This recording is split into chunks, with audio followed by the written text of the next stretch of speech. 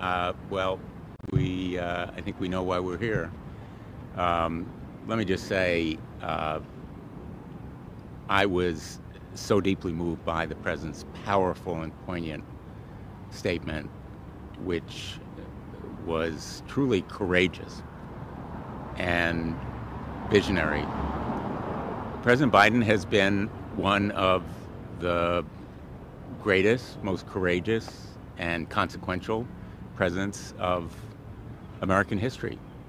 And he has helped to cement his legacy of leadership and vision with this decision. Let's be very clear. This decision was selfless and strong. He put the country first, which is something Donald Trump has never done. Joe Biden acted today in the interests of America, putting the nation's well-being above his own, perhaps, self-interest. And it is a decision that I will always admire and respect. I know the questions are going to be where we go from here. I'm very excited about our party and the country coming together behind President Biden's successor. We have a deep bench. Kamala Harris is at the top of my list. I know her well from having worked with her in the Senate, on the Judiciary Committee, sitting next to her on the floor of the Senate, knowing her and her family personally. And so she's at the top of my list. But we're going to have an open, orderly, democratic process. And then we will come together with an excitement and exuberance, even a joy, that I think will inspire the nation and revive the nation's hope and trust in our democratic process. But it's all eventually due to Joe Biden. And I just want to say about his presidency, he was the compassionate, courageous leader at a time of crisis, a public health crisis, an economic crisis, and he led us out of it with tremendous steadfastness and bravery. And his presidency has been hugely impactful in cutting the costs of prescription drugs, in rebuilding our roads and bridges, in restoring our luster on the world stage for leadership, in public health and education, and of course, the first major step against gun violence in 30 years. So his leadership, I think, will be regarded as one of the greatest in our country's history. So would you go so far then as to publicly endorse Vice President Harris? As you said, she's at the top of your list. Vice President Harris is at the top of my list, and certainly she is at the lead right now of anyone I would endorse. I want to talk to a number of my colleagues, and I feel very strongly she will provide the distinction and strength that our country leads at this moment of challenge. Vice President Harris is at the top of my list because I trust her integrity, her experience, her record of accomplishment, and I know her personally to be someone of deep insight and incisiveness, but also a commitment to everyday Americans. Joe Biden was a fighter for the little guy. Kamala Harris is equally strong and determined to work and fight for the everyday American, our middle class, and so she's at the very top of my list. I'm not going to do a formal endorsement at this moment, but I think you can tell where I'm going.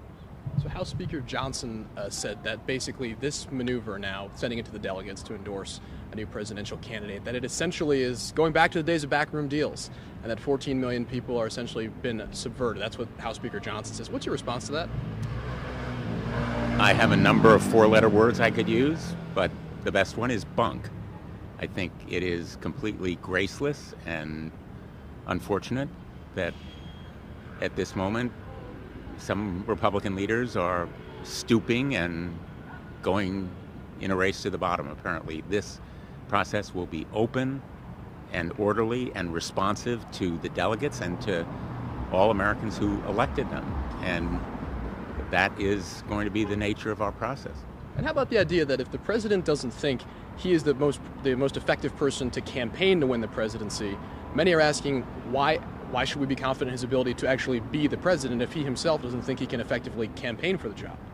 I was with the president in Normandy just weeks ago for the 80th anniversary of D-Day, and he was fully in command, speaking, meeting with world leaders, as he has done more recently at the NATO meeting.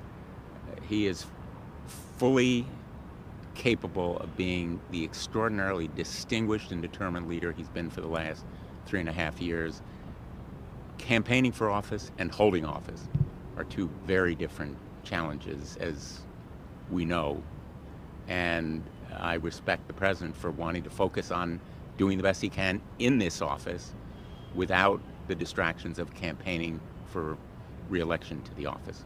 It's going to be a tight turnaround from the convention to the elections, especially since a lot of states have early voting, some just weeks after the convention. Is that enough time for a new candidate to establish a voice in a campaign, or is this really just going to essentially be former President Trump versus the Democrats are opposed to former President Trump?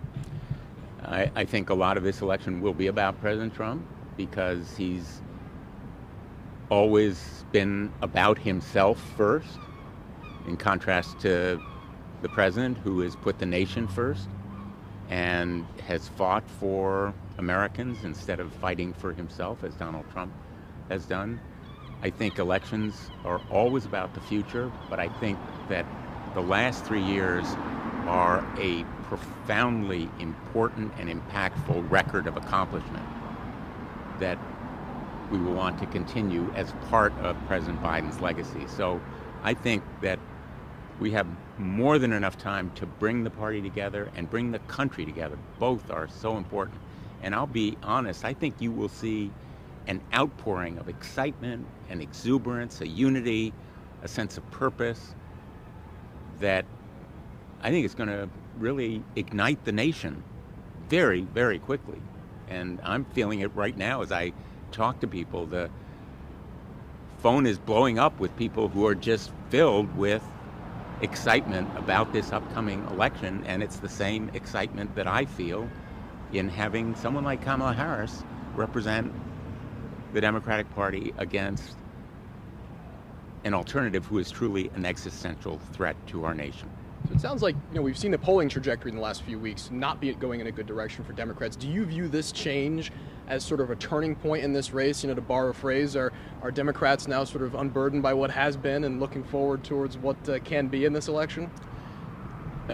Joe Biden's decision is seismic as a selfless, strong reaffirmation of his own courageous leadership, but also his passing the torch to a new generation.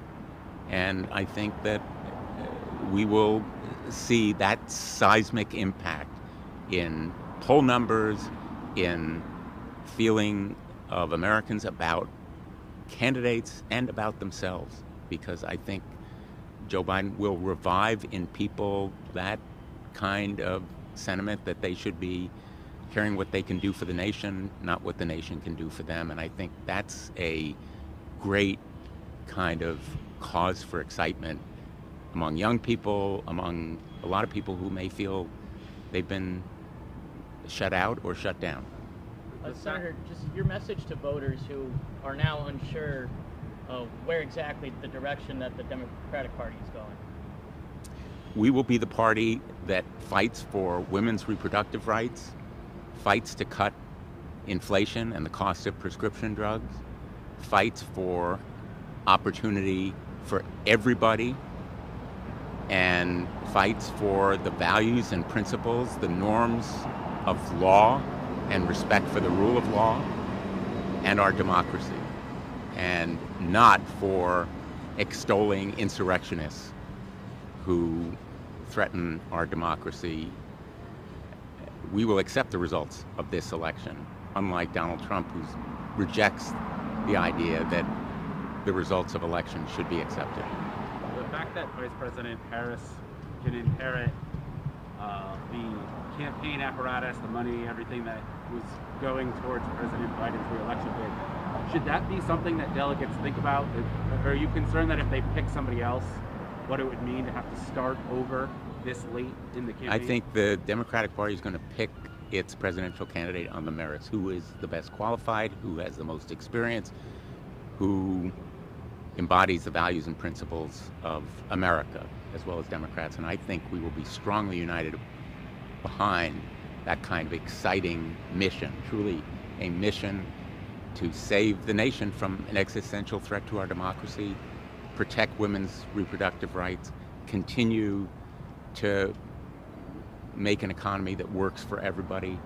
There are so much opportunity here to pick someone who will unite and lead. Are you worried about ballot access? There are Republicans who say, yeah, they can't make the switch this late in the game, and they might sue to stop that from happening. Are you worried about that?